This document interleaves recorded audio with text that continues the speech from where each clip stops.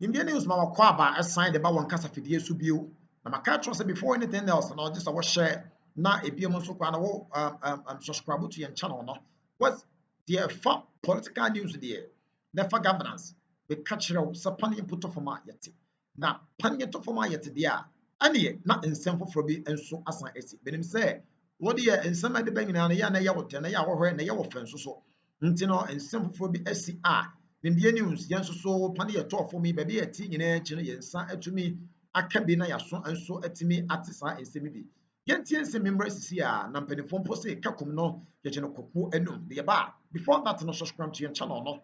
Omsabɛka all other news ɛfa politics no deɛ wɔpɛ sɛ wotie no ɛho. Yɛtie ba yɛbɛhu baabi a susu nso pɛ so wɔde bɔde ho no fa. Na deɛ asie biara no nso fa wo comment nso to aseɛ na yɛnkenkan mfama wo deɛ nhwɛ de nneɛma ɛkɔ. Yɛntie nsɛm mmra sisi a wotie no fa comment to aseɛ ba yɛmfa nkyɛmu no nso ntoa so. Yɛntie mmra. To have this opportunity because the YEF has been a backbone to me personally and to the party generally. Going into the 2024 campaign, as I was preparing myself to run as a candidate, I came here and I, sought your support, and you generously gave me your backing with a lot of support. And after the election, the support continued as we went into the 2024 campaign. And many of you came home personally to support the effort. Those who couldn't come home, many of you sent support donations to the campaign, and I am most grateful. I want to thank you wholeheartedly for your support. The 2024 election was one that we expected to win. I went into the election with full expectation that we will come out victorious in the election.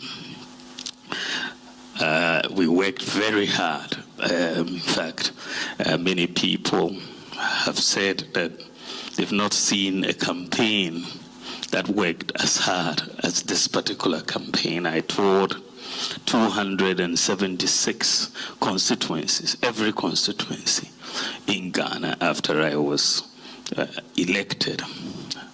And so many things were done in terms of the work effort. The resources that went into the campaign were unprecedented, so to speak. So we expected the results to be much better than what we had.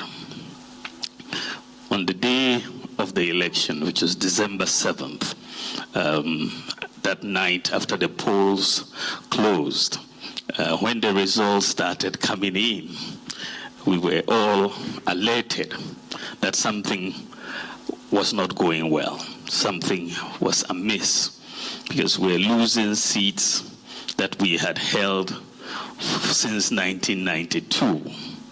Seats that we shouldn't be losing.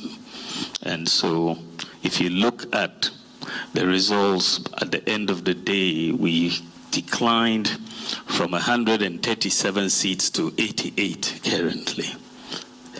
On the presidential vote, we were at 41.7%. And that was a big shock for all of us as we got the results. We didn't know what was going on or what had happened. But when you looked at the numbers as they had come in, you saw that the problem was more within our party. It wasn't a general problem outside the party. The problem was within MPP. Because when you looked at the numbers, John Mahamad's votes, the NDC votes, were pretty much the same as they were in 2020. The votes that Mahama got were just about 100,000 more than what he had in 2020, even though we had registered almost 2 million people more on the register. So he got pretty much the same votes. The problem was on the MPP side, because our votes declined by 2.1 million relative to 2020. So that is where the problem was. 2.1 million of people who voted for us, 2.1 million people who voted for us in 2020 did not turn up to vote in 2024. And so if you look at the results, John Mahama won this election by 1.7 million votes. So the simple math is that if these 2.1 million people had come out to vote for us like they did in 2020, we would have won the election hands down. So the issue was the apathy in terms of MPP supporters. So that's why I said that this vote wasn't won by the NDC. It was lost by the MPP. They didn't win the vote. We gave this election away, so to speak. We lost it by not turning up to vote. And what happened was very pervasive across almost every constituency in Ghana. People were saying they're not coming out to vote. You know, our parliamentary candidates, polling station executives were trying to get people out to the polling stations, but they kept getting this message that Yento, we are not voting, we are not voting. And that it was so similar. You know, this behavior was so similar across, from Axim to Zebila, the whole gamut. That behavior was something that we had never seen before in an election. And it is almost as though they had a meeting before and decided that on the day we are not coming out. Unfortunately, we didn't get wind of this meeting. Otherwise, we would have gone and begged them to come out and vote. But on the day, they behaved in a very similar fashion across and didn't come out to vote. The 2.1 million people who did not come out to vote are concentrated in 6 regions. And these are generally our strongholds. 6 regions account for 84% of the 6.1 million people who did not vote. Greater Accra region, you had 571,000 people who did not vote. Ashanti region, you had 429,000 who did not vote. Eastern region, you had 258,000 who did not vote. Central region, you had 231,000 who did not vote. You had Western region, 164,000 who did not vote. Bono region, about 100,000. These 6 regions alone account for 84%. So these are also the places where, even in the 2024 election, we got our most votes from. These are generally our strongholds. In fact, the decline in votes occurred in 15 of the 16 regions of Ghana. We have 16 regions, but in 15 regions, MPP votes went down. The only region in Ghana where the MPP votes went up in 2024 was the Northeast region, which is the region I come from. That's the only region in Ghana where our votes went up. Every other region, our votes went down. And that is a big issue for us generally. You can't drop in 15 regions and expect to win an election. And so there was that question when the results came up. What happened? why did this happen? Why this level of apathy? We have never seen it in Ghanaian political history, this level of apathy. So that was the question exercise in my mind, your mind, everybody's mind, because it was so unexpected, the scale of the defeat. Of course, you realize that in the early days, we did not have a lot of data, but they had a lot of speculation about what actually happened. I remember the General Secretary, Justin Kodia Frimpong, was asked on radio. He said, General Secretary, why did you lose in this election? And then he said, this one is sum-sum. Sum-sum, meaning it's spiritual, because he couldn't explain how this could have happened across every constituency and people behaving the same way. So he said, this one is spiritual.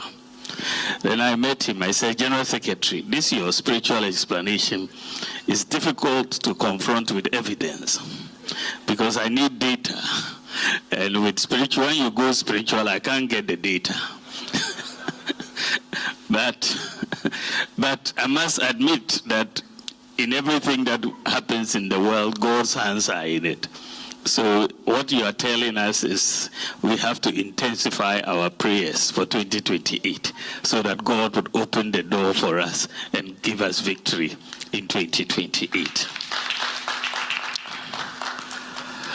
The other explanation, which came very quickly, because as you all recall, I conceded the election on Sunday morning. And I conceded it to keep Ghana at peace. Because what was coming, and many people didn't know, what was coming was going to turn Ghana upside down. That's how I read it. And I thought that we needed to keep the peace of the country. And we needed to.